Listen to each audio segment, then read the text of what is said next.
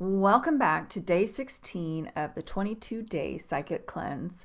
I'm intuitive empath Charlene Murphy.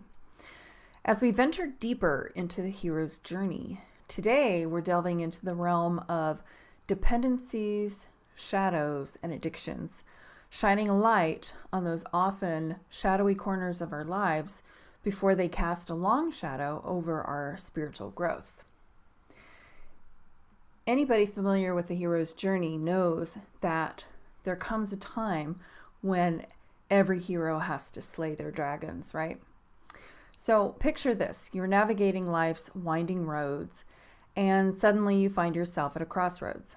You notice that little voice inside your head urging you to indulge in that one habit, that one substance, or perhaps even that one person who seems to offer solace from life's challenges. But wait, before you take that detour, let's hit the brakes and take a closer look at what's really going on.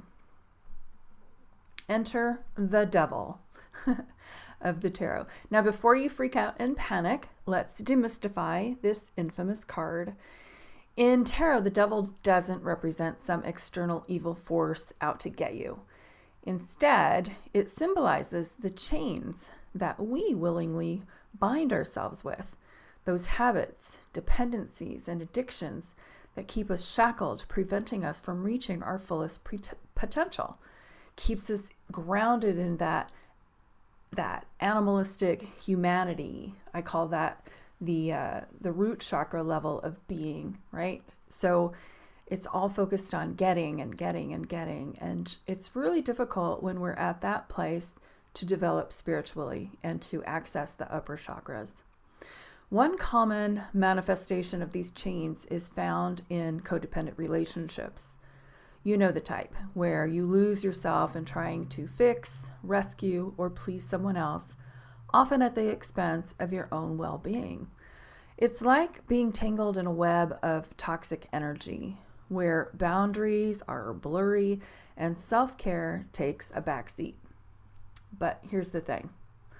Awareness is our greatest ally in breaking free from those chains.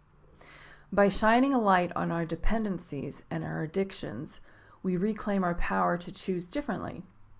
And it's about acknowledging that while these habits may offer temporary relief, they ultimately hinder our spiritual growth and really block our path to true fulfillment. And so if you're looking at the devil card, and you can do that by going to the psychic cleanse on my website at charlenemurphy.com, where the entire psychic cleanse is. If you look at that devil card and really study it, you can see that the couple in the chains below the devil can simply, maybe not easily, remove those loose chains that are around their necks. They're just dangling there. They're not tight. And start to reverse their animalistic tendencies and raw instincts before completely crossing over to the dark side. And I say animalistic tendencies because notice their budding horns and their beastly tails. They can continue feeding their shadow selves, or they can break free. Eckhart Tolle reminds us that addiction begins with the hope that something out there can instantly fill up the emptiness inside. So think about it like this. Every time we succumb to our addictions, we're feeding the beast within. We're perpetuating a cycle of spiritual erosion where our inner light dims a little more with each indulgence. But fear not, for every chain that binds us also holds the key to our liberation. So let's talk about slaying those dragons. How do we break free? Well, it starts with a willingness to face our shadows head on, to confront the underlying fears and those insecurities that drive our addictive behaviors. It's about seeking support, whether through therapy, support groups, or trusted friends who can walk alongside us on the journey of self-discovery. And as we gradually loosen the grip of our dependencies, we create a space for something greater to emerge. A newfound sense of inner strength, resilience, and self-love.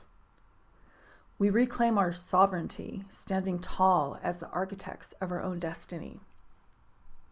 So as we continue our journey through the 22-day psychic cleanse, let's embrace the wisdom of the devil.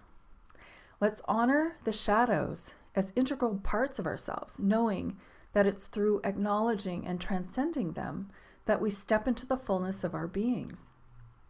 Remember, you're not defined by your dependencies or addictions. You are a radiant soul capable of transcending any obstacle in your path. And that is the whole point of the hero's journey.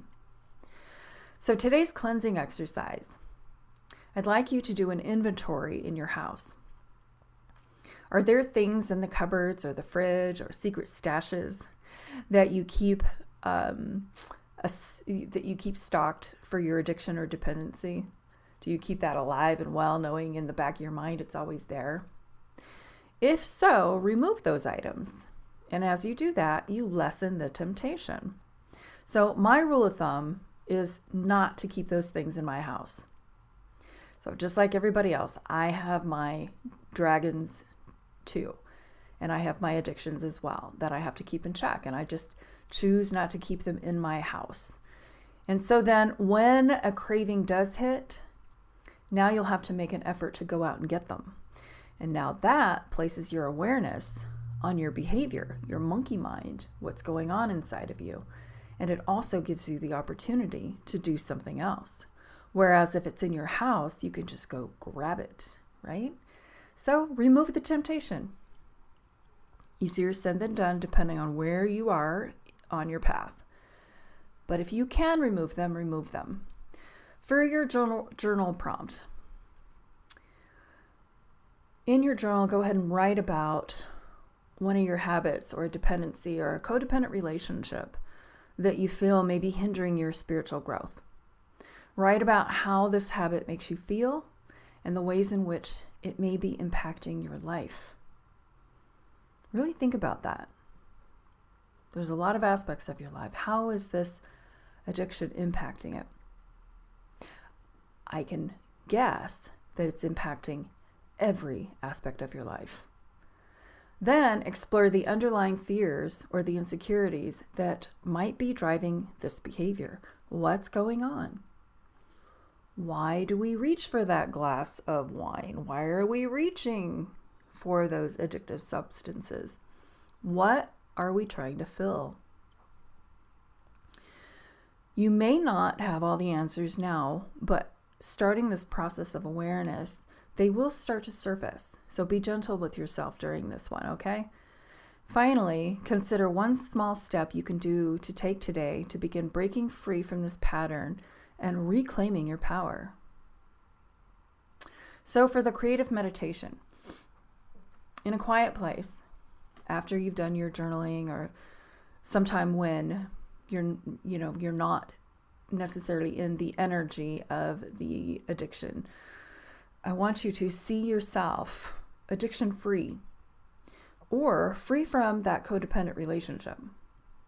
Just absolutely away from it, gone. Imagine how you look and how you feel. And look around and just sit with yourself in that state and see what's different. And notice what's going on around you in your mind's eye. What new picture are you seeing? And finally, for today's affirmation, I trust in my ability to confront my shadows with courage and compassion, knowing that true freedom awaits on the other side. One more time. I trust in my ability to confront my shadows with courage and compassion, knowing that true freedom awaits on the other side. All right, guys, that's it for today. My wish for you is ultimate spiritual freedom. I hope this serves you well, and I will see you back here tomorrow. Until then, take good care of yourself and each other. Bye for now.